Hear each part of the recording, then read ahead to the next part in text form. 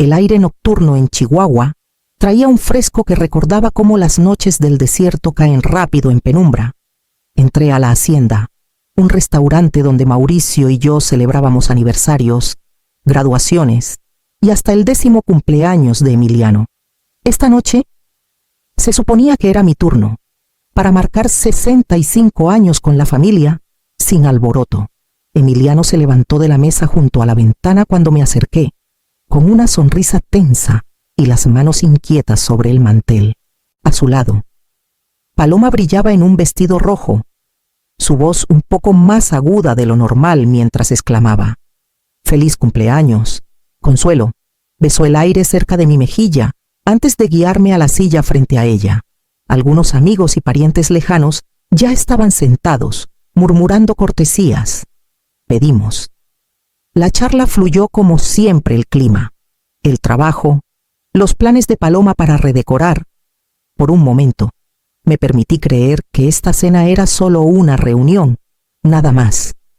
Pero cuando retiraron los platos, Paloma dejó su copa y cruzó las manos, su sonrisa afilándose.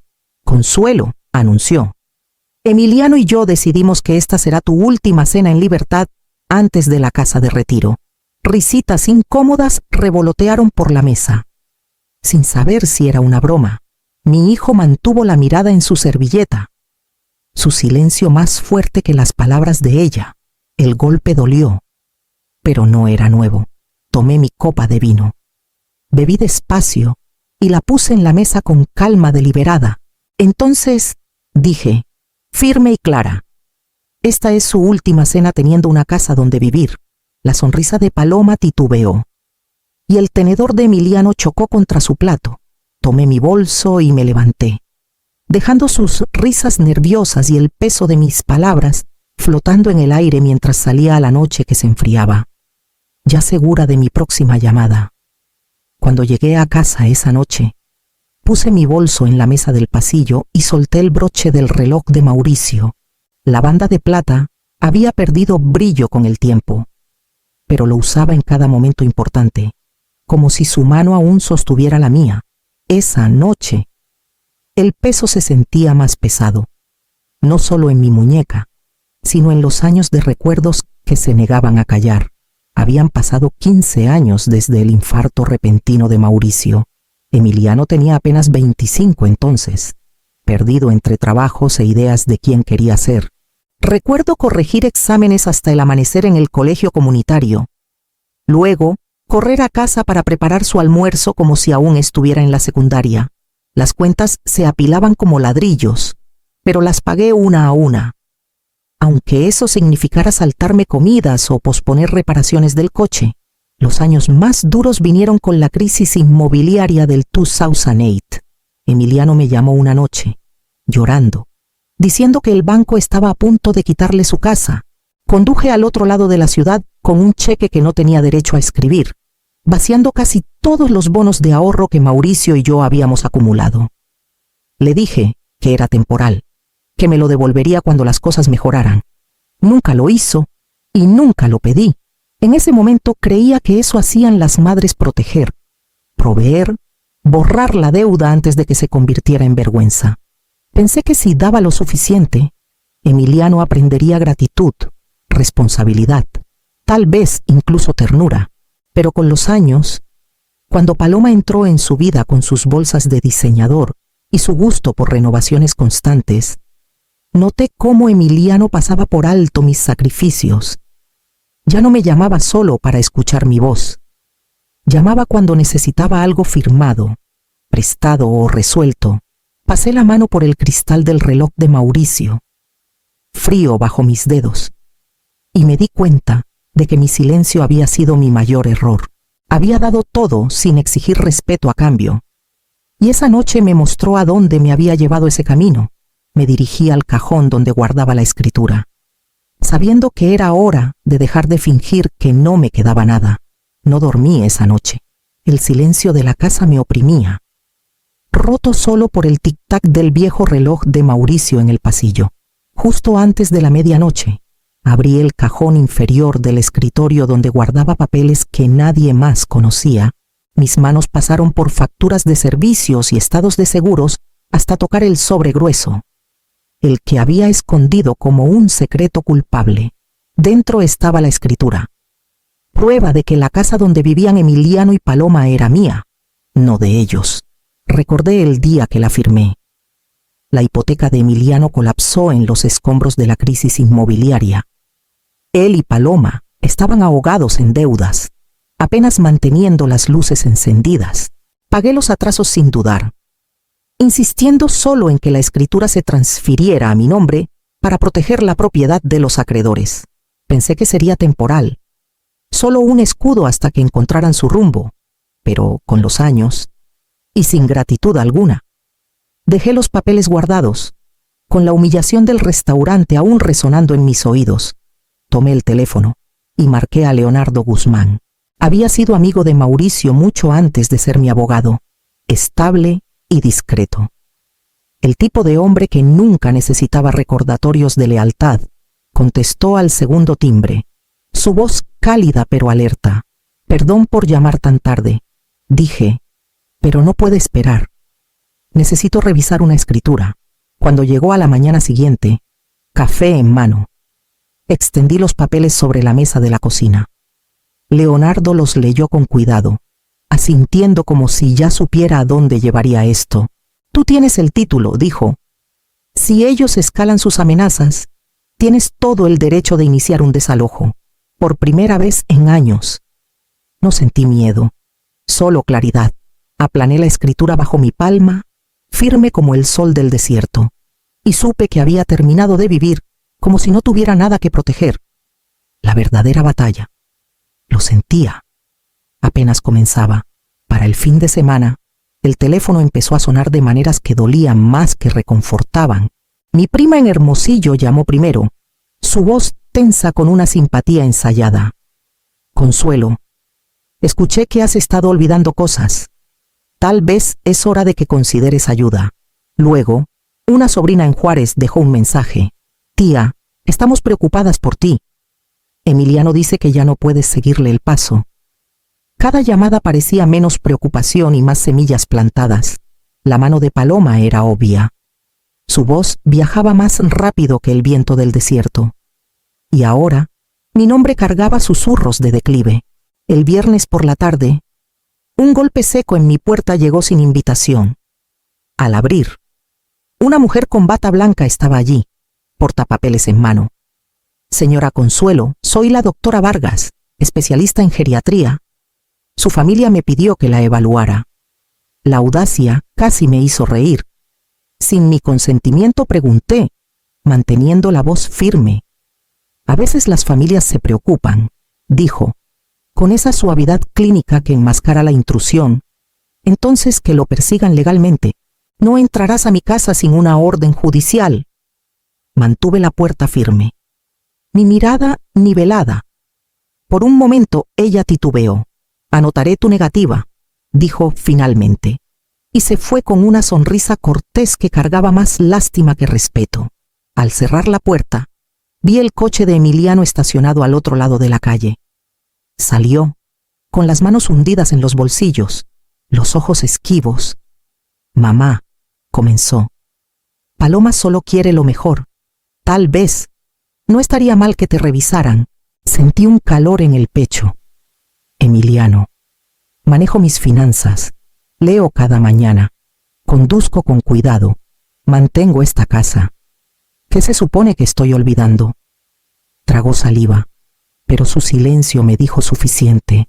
Estaba inquieto, dividido entre la verdad y la lealtad a ella. Esa noche, llamé a mi médico de cabecera y agendé una evaluación completa, análisis de sangre, pruebas cognitivas, todos los registros que pudiera necesitar. Si Paloma quería construir una narrativa, la enfrentaría con hechos. La escritura seguía en mi mesa, sus bordes afilados bajo la luz de la lámpara, y entendí que el próximo golpe no llegaría en silencio. El lunes siguiente, estaba en mi escritorio organizando papeles para mi evaluación próxima. Quería cada documento médico listo, impecable e irrefutable. Mientras movía carpetas, Tomé la pequeña caja de madera que Mauricio me dio en nuestro 20º aniversario. Dentro, solía guardar más que joyas, guardaba pedazos de memoria. Recordatorios de una vida que tenía sentido antes de todo esto. Pero al levantar la tapa, el silencio me recibió. El forro de terciopelo estaba vacío donde debería haber brillado el collar de perlas de mi madre. Los aretes de esmeralda de mi tía Celia también habían desaparecido. Incluso el brazalete de oro que Mauricio me dio tras el nacimiento de Emiliano ya no estaba. Por un largo momento me quedé allí, mirando el vacío. Mi pulso latía en mis oídos, la traición pesando más que la caja misma. Llamé a Leonardo de inmediato. Su voz me estabilizó. No toques nada. Consuelo, enviaré a alguien. Para la tarde, un investigador privado llamado Mendoza estaba en mi cocina, revisando fotos de las piezas perdidas. Era eficiente, directo, y en 2 días tuvo respuestas. Hay una casa de empeño cerca de la Plaza Mayor que registró objetos que coinciden con tu lista, informó. Revisamos los registros. Fueron vendidos hace 2 meses. Mi estómago se apretó. ¿Por quién deslizó unas imágenes granuladas de seguridad? El rostro de mi hijo, inconfundible, estaba junto a Paloma. Ella lucía radiante, sus manos descansando posesivamente en el brazo de Emiliano mientras él firmaba los papeles. Las perlas colgaban en la mano del tendero, envilecidas bajo la luz fluorescente. Sentí algo romperse dentro de mí, no solo por el dolor, sino por la claridad. Esto no era solo Paloma actuando sola. Emiliano estuvo allí, participando, entregando reliquias destinadas a futuras generaciones, objetos que alguna vez cargaron amor y continuidad. Leonardo me observó en silencio. Podemos presentar esto como evidencia. Fortalece todo. Pasé un dedo por la imagen borrosa del perfil de Emiliano. Alguna vez apoyó esa misma cabeza en mi hombro cuando las tormentas lo asustaban. Ahora la giraba completamente lejos de mí. El peso de ese cambio me dejó fría, pero no paralizada. Cerré la carpeta, la puse en el maletín de Leonardo y dije palabras que incluso a mí me sorprendieron. Prepara lo que venga después. Al amanecer del día siguiente, el sonido de puños en mi puerta dejó claro que Paloma no había terminado. Los golpes en mi puerta llegaron justo cuando las primeras luces anaranjadas tocaban las montañas de la Sierra Madre. Ajusté mi bata y abrí la puerta solo una rendija. Paloma estaba allí. El cabello desordenado, los ojos encendidos. ¿Crees que puedes humillarnos?, escupió. ¿Crees que un pedazo de papel te hace la reina de todo? Su voz resonó por la calle, atrayendo a los vecinos tras sus persianas. Mantuve mi mano firme en el marco de la puerta. Vete, Paloma. Esta no es tu propiedad. No es mi propiedad, rió, dura y hueca. Emiliano y yo construimos esa casa. Tú solo eres una vieja amargada tratando de robárnosla. Cerré la puerta, le puse el cerrojo y marqué a la policía. Para cuando llegó el oficial Ramírez, Leonardo ya venía en camino con una carpeta llena de documentos. La rabia de Paloma no se había apagado. Gritaba en la entrada sobre traición y crueldad hasta que su voz se quebró. Ramírez, un hombre de hombros anchos y ojos amables, escuchó pacientemente antes de tocar mi puerta. Le entregué la escritura, los recibos de la casa de empeño y los estados bancarios que Leonardo había preparado. Ella y mi hijo empeñaron joyas que no eran suyas, dije, y la casa que dicen es suya fue transferida hace años. Cada peso salió de mí. Leonardo llegó momentos después, calmado y preciso, reforzando cada palabra con fechas, firmas, sellos notariales. Ramírez revisó el montón, luego se giró hacia Paloma. Su tono cambió de cortés a autoritario. Señora, no tiene ningún derecho legal aquí. Debe abandonar esta propiedad de inmediato. El rostro de Paloma se desmoronó, la rabia colapsando en shock. Miró a Emiliano, que había estado al borde del jardín, con los hombros caídos, los ojos negándose a encontrar los míos. Abrió la boca, la cerró de nuevo y miró la grava como si allí pudiera encontrar respuestas. Emiliano, dije suavemente, pero no se movió. Las últimas palabras de Paloma fueron un siseo. Te arrepentirás. Lo jaló hacia el coche, sus uñas clavadas en su brazo. Él no se resistió. Cuando el patrullero lo siguió fuera de vista, Leonardo se giró hacia mí. Es hora. Consuelo, presenta las denuncias. Asentí. Mi voz firme. Sí. Desalojo y robo. Para cuando el sol despuntó en el horizonte, había firmado los papeles que cambiarían todo. 2 días después de presentar las denuncias, recibí la llamada del detective Salazar. Emiliano había sido detenido en el banco del centro donde trabajaba. Las palabras se asentaron sobre mí como polvo, esperadas y pesadas a la vez. Para la tarde siguiente, estaba en la sala de visitas del reclusorio del condado. El aire cargado de desinfectante y el zumbido bajo de las luces fluorescentes. Emiliano entró con el uniforme beige que lo despojaba de todo lo familiar. Lucía más delgado. Sus ojos ensombrecidos por el insomnio. Por un momento, vi al niño que alguna vez fue, el que se aferraba a mi mano el primer día de clases, pero luego su mirada cayó, y la distancia entre nosotros se sintió más amplia que cualquier pared. Mamá, comenzó, con voz áspera. No quería que llegara a esto. Paloma, tiene un problema. Apuestas, casinos en línea, apuestas deportivas, cualquier cosa a su alcance. Prometía que cada vez sería la última. Pensé que si cubría las pérdidas, ella pararía. Por eso tomé las joyas, el dinero. Creí que podría devolverlo antes de que lo supieras. Las palabras golpearon como piedras. Y la escritura, las mentiras a la familia frotó sus manos. Las muñecas aún marcadas por las esposas. Me dije que era supervivencia. Me dije que la protegía a ella, que nos protegía. Me incliné hacia adelante. Mi voz firme pero fría. Emiliano, no protegías a nadie. La habilitaste, destruyéndome en el proceso. Robaste lo que no se puede reemplazar. Las lágrimas se acumularon en sus ojos. Lo siento, mamá. Por favor, no sigas con esto. Negué con la cabeza. Puedo amarte, Emiliano, y aún hacerte responsable. El amor no borra las consecuencias. Bajó la cabeza, en silencio. Cuando el guardia vino a escoltarlo, me levanté y puse mi mano en el cristal. Encuentra al hombre que perdiste, Emiliano, pero esta vez no te salvaré. Al salir a la luz del desierto, supe que el siguiente paso no sería sobre castigo, sino sobre reclamar el futuro que había dejado escapar por demasiado tiempo. Los meses pasaron con una estabilidad que no había sentido en años. Tras las audiencias, los papeles y las firmas, la casa volvió a quedar en silencio. Al principio, el silencio me inquietaba, pero poco a poco se convirtió en un compañero. Lo llené con nuevos ritmos, caminatas matutinas bajo los álamos. Tardes con un pincel en la mano, en el centro comunitario. Mis paisajes eran rústicos, pero cada uno me recordaba cómo el desierto carga dureza y belleza por igual. También me unía a un pequeño club de lectura en la biblioteca.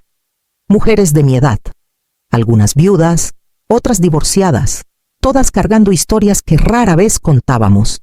Entre té y libros de bolsillo, encontré algo que no sabía que extrañaba risas sin el filo de la preocupación. Una de ellas, Dolores. Se inclinó sobre la mesa una noche y dijo: «Nunca es tarde para empezar de nuevo». Le creí. En casa, contraté a María, una mujer con ojos tranquilos y un ingenio rápido. Oficialmente, era una cuidadora a medio tiempo, ayudando con mandados, cocinando cuando mis manos dolían, pero pronto se sintió más como una amiga. Compartíamos recetas, historias de nuestros esposos, y nos sentábamos en el porche viendo el cielo encenderse de rosa cada noche. Por primera vez, mis días estaban llenos no de anticipación de conflictos, sino de pequeñas alegrías que podía reclamar como mías. Mientras tanto, Leonardo me guió para reescribir mi testamento. La decisión fue fácil. Las propiedades que Mauricio y yo construimos, las inversiones discretas que protegí, no serían combustible para la codicia. En cambio, irían a una fundación que ayudara a mujeres como yo, mayores, acorraladas por la familia y silenciadas. Para Emiliano, dejé una suma modesta, suficiente para que empezara de nuevo si decidía reconstruir su vida. Cuando firmé la última página, Leonardo me miró por encima de sus lentes. No solo aseguraste tus bienes, Consuelo, sino tu dignidad. Cerré la carpeta, sintiendo el peso de los años levantarse. Por primera vez, mi legado no se sentía como una cadena al cuello, sino como un regalo que elegí dar. Y entonces, una tarde, llegó una carta del reclusorio del condado. El sobre llegó un martes, con la dirección del reclusorio del condado estampada en tinta negra. Lo llevé a la mesa de la cocina y me senté un largo rato antes de abrirlo. Dentro había una carta. 5 páginas escritas con la letra cuidadosa y inclinada de Emiliano. Comenzó con lo que había esperado años escuchar, una admisión de culpa sin excusas. Confesó haber empeñado las joyas, desviado dinero y callado mientras Paloma orquestaba su campaña contra mí. Escribió sobre sus amenazas, cómo le decía que lo dejaría y lo acusaría de abuso si no cumplía. Admitió que le creyó y que el miedo lo llevó a traicionar a la única persona que siempre estuvo a su lado. Me convertí en su sombra, escribió, no porque la amara, sino porque fui demasiado débil para enfrentarla. Describió la codependencia en detalle crudo, las noches cubriendo sus deudas de juego, las mentiras que se decía sobre devolverlo todo, los momentos en que quiso confesar pero tragó las palabras. Prometió que, una vez terminara su libertad condicional, dejaría Chihuahua por completo, tomaría un trabajo en otro estado e intentaría reconstruirse en alguien digno de respeto. Cuando llegué al final, su última línea resonó con el niño que alguna vez conocí, mamá. No pido perdón. Solo pido que recuerdes que alguna vez fui el niño que te amaba. Doblé las páginas con cuidado y las guardé en el cajón del escritorio junto al reloj de Mauricio. No respondería. No ahora. Pero tampoco podía tirarlas. Entre las líneas, el niño que crié destelló por un momento, aunque las heridas seguían demasiado frescas para tocarlas. Esa noche, mientras regaba el jardín, un joven apareció en la reja y me llamó por mi nombre. Habían pasado 6 meses cuando escuché el apellido Morales pronunciado por alguien nuevo. Era una brillante mañana de primavera, y estaba arrodillada en el jardín, plantando semillas de cempasúchil en la tierra, cuando una voz en la reja llamó suavemente, «Señora Morales». Levanté la vista y vi a un joven, no mayor de 20, con cabello oscuro que atrapaba el sol y ojos tan dolorosamente familiares que me cortaron el aliento. «Los ojos de Mauricio. Me llamo Adrián», dijo, moviéndose nervioso. «Adrián Morales. Soy el hijo de Emiliano, de antes de Paloma. No sé si él te lo dijo alguna vez». Me limpié las manos en el delantal y lo estudié. Su postura era firme, su voz respetuosa, sin la defensiva a la que me había acostumbrado. Me extendió una carpeta. «Lo encontré hace unos meses. Mencionó tu nombre. Quería conocer a mi abuela». La palabra cayó más pesada que cualquier joya o escritura. Abuela. Lo invité a pasar, cautelosa pero abierta, y nos sentamos en la mesa de la cocina donde tanto se había desmoronado meses antes. Me habló de su madre, de crecer sin Emiliano, de abrirse camino en la escuela. No me pidió nada, ni dinero, ni promesas. Solo la oportunidad de saber de dónde venía. Escuché, y por primera vez en años, la familia se sintió como algo elegido, no exigido. Cuando se fue esa tarde, me quedé junto a la reja y sentí una fuerza tranquila asentarse en mí. La casa detrás de mí seguía siendo mía. El testamento asegurado, las batallas atrás. Pero aquí había algo diferente, una herencia que no esperaba. La oportunidad de plantar nuevas raíces en una tierra que alguna vez estuvo rota.